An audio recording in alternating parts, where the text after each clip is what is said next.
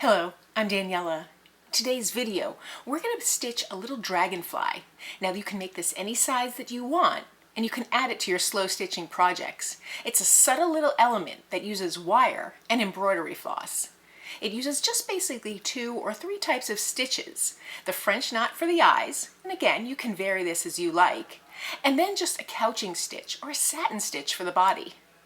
I like to add an element of metallic thread just for a little contrast and a little glimmer, but that's completely up to you, and you can modify this technique however you like. You'll get different effects based on the colors you choose and the placement of it in your work. Today's video I'll show you how I make them, some variations on them, different shapes and sizes, and then I'll show you how I add it to my slow stitching piece. I think it's a beautiful little element, and those wings really pop and make it actually 3D. It's very easy to make, so let's get started. So these are the adorable little dragonflies we're going to make today. They're a little abstract. They use a little bit of wire, embroidery floss of your choice, and then I like to use a little bit of metallic embroidery floss as well. We'll go through all the steps from there. I like to use basically 2 stitches, a couching stitch or a satin stitch depending on how you look at it, and then I just use little French knots for the eyes, and you can vary this however you want. So to make these little guys, I just use whatever wire I have on hand. Now wire comes in lots of thicknesses. I would suggest not using a truly thick wire, just because I think that makes it too hard to use, unless you're making a large piece. So just a smaller gauge wire, maybe a 20 gauge or 22 gauge would work beautifully, and it makes it more delicate. So I'm just going to take this little tiny wire here. I think this must be a 22 gauge. And I just like to pull off a piece, 6 or 8 inches long. This gives me a little leeway to work with it. So I just clip those with my cutters.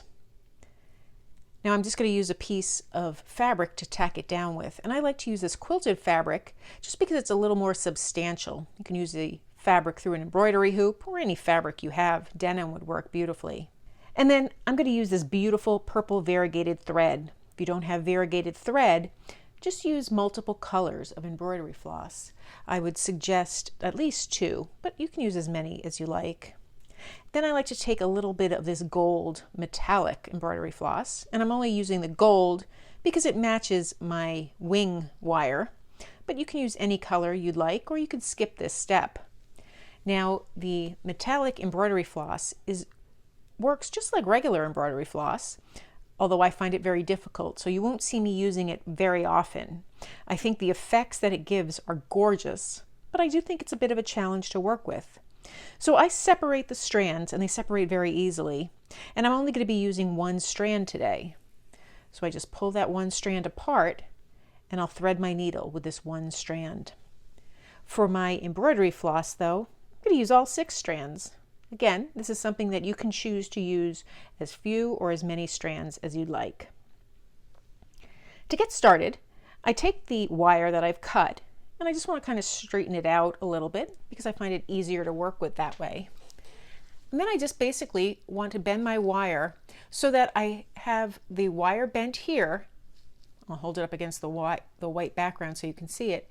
And I just push it so that I have my wings. And if I push it down, I kind of get the center of my wings where I'm pushing it down. And then I'll just match up the top and make essentially a bow on one side. And I'll try and make it somewhat symmetrical on the other. And then I just press the wings until I get the dragonfly shape. And then with thin wire, I can wrap around that bow. And then I just want to hold those 2 wires together. You can twist them if you want, but that's not even necessary. And it might cause a little more problems with the couching. But I just kind of create those dragonfly wings, making them as narrow or as full as I want. Because it's a small wire, it's very delicate, and it's beautiful. So this side is quite nice. And I'll see what's happening over here. So there I have my little dragonfly wings, and I like that shape. Now this is going to be my tail. So pretty much that's it, just like that. And it doesn't even look perfect yet, and that's okay. If I let go of this, they'll pop open. So at this point, I want to just take them when I am happy with the size of the wings and wrap this around 1 or 2 times, whatever leg is longest, if there is a longer leg. And then I'll take that other leg and wrap it around the opposite way, just 1 time. I'm just trying to get all my pieces to stay together. And because the wings are wire, I can play with them further afterwards. My goal is just to try and keep them approximately symmetrical in length.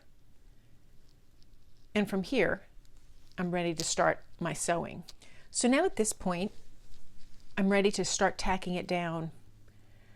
I like to make a long tail with my dragonflies, so I don't center it on my fabric. I pull it up a little bit. I'll take one of my threads that I've knotted, and I like to come in from the top here, just above that little twist that I made with the wire. And all I'm worrying about right now is tacking this down. So I make a stitch, a couching stitch that goes over the wire, and it's already starting to hold it in place. And then I'll come over here on the opposite side and stitch down again. Now, it's fairly secure. It's not perfect, but it's a great start. I'll come up here again from the top by the head and make another stitch. And the more stitches that I add, the more secure it becomes. So now I'm ready to come down from the top one more time, making kind of a little X over that area that I twisted. And I'm going to start the tail. So I'm going to hold my finger on the area that we already started, and I'm going to stitch a couching stitch down the length of the tail. So I'm just going over and under. Now you could vary the shape. You could try and make it a little more realistic, like a dragonfly, where it bellows out at points. You can start so that it's thicker close to the head and then gets thinner towards the tail. Or you can keep it all straight and whimsical. But each stitch that you make tacks it down a little bit stronger and holds it into place, and so subsequent stitches become easier to make. So again, I'm still just in the tacking down phase. I'm just trying to get my piece tacked down so that I could work on my design work. So I'm just making a few stitches along the length of that wire that's going to become the torso and tail. And because it's variegated thread, the colors slightly change a little bit, and they will continue to change the more thread that I use. Continue to go down the length of this wire. And then once I get to the end, I like to do a few stitches right close to the end.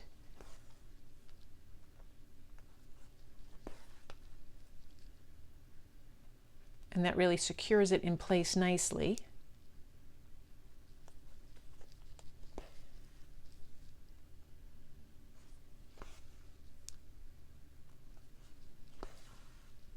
And now I want to start to elongate this body. The body can go straight or it can make a little arch, and I like a little arch like this because I think it's a little whimsical. I will try and keep the end of this line that I've made at the smallest point, so I want it to gradually get smaller. So I'll just continue doing a couching stitch over that line. And as I get closer to the end, I'll change from a couching stitch just to a little straight stitch. And that will give me a nice blend of shapes. So I'm still doing the couching stitch. And then when I have maybe a ½ inch left, I'll switch from that little bit of a straight stitch used as a couching stitch to just a straight stitch following the end here. I can even come up through it, making a split stitch. I just want to capture that shape.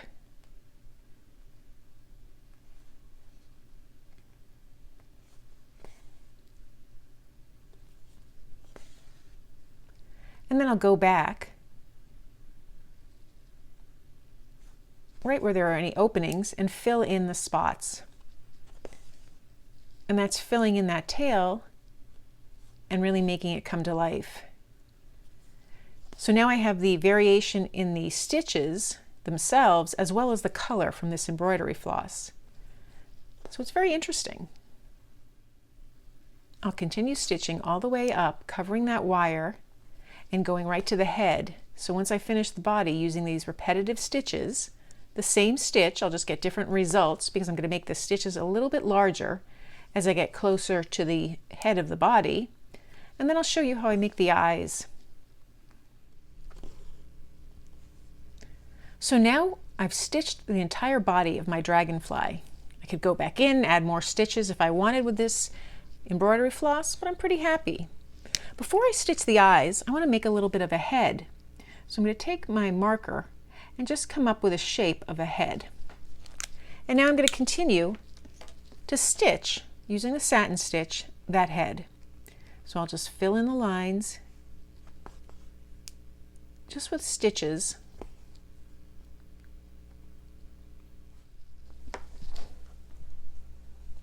So now I've stitched the body and the tail. My wings are a little wonky, but we'll take care of them later. And now I just want to add some eyes. You can add eyes with any color thread you want. I'm going to continue with this variegated thread. And depending on how you want the eyes to look, will depend on the size knots you make. So I like to come out just on one side. I stitch up here and I wrap my thread around twice. Come back down and make that knot.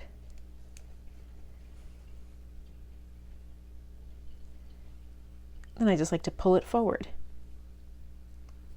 And then I'll do the same thing on the other side. Come back in, wrap my thread around twice, and then make that second knot.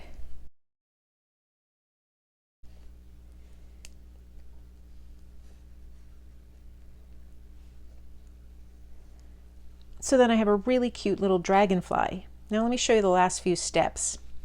I'll knot off my thread and I'm going to pick up my gold thread, my single strand of gold embroidery floss. So I've threaded that on the needle and now I'm just going to start at the tail and I'm just going to wrap a few strands here and there the length of this dragonfly.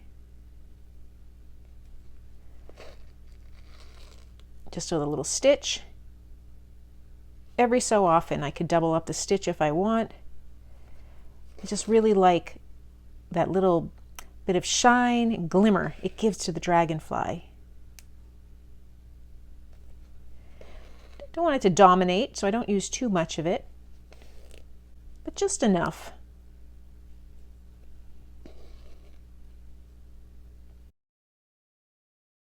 It's really striking up against any dark thread you might have. Now you could go back and add additional gold if you want, little stripes here and there, or you can leave it. You could cross them over each other. It really depends on what you like for that effect. I think that's quite striking. I'll knot the back of my thread, and now I'll just fix those wings.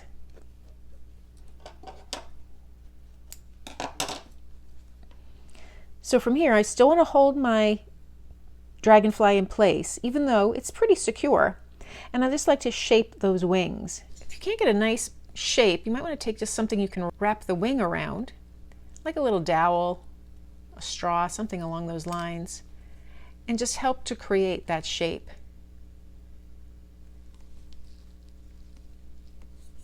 Separate the wings and just continue to play with it until I get the shape that I'm looking for.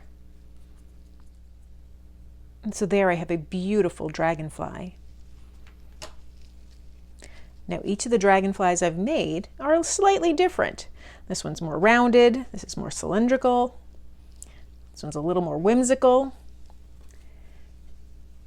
And I also have one that I use in my work. This one's very small and delicate, but it's just a nice little touch on this little slow stitching piece. I think it's beautiful. And I also have one more to show you. And here's a much larger one. As you can see, it's quite large compared to the others. So there's lots of variations you can make, from a very delicate to very large and striking. And so then you have a whole little field of dragonflies.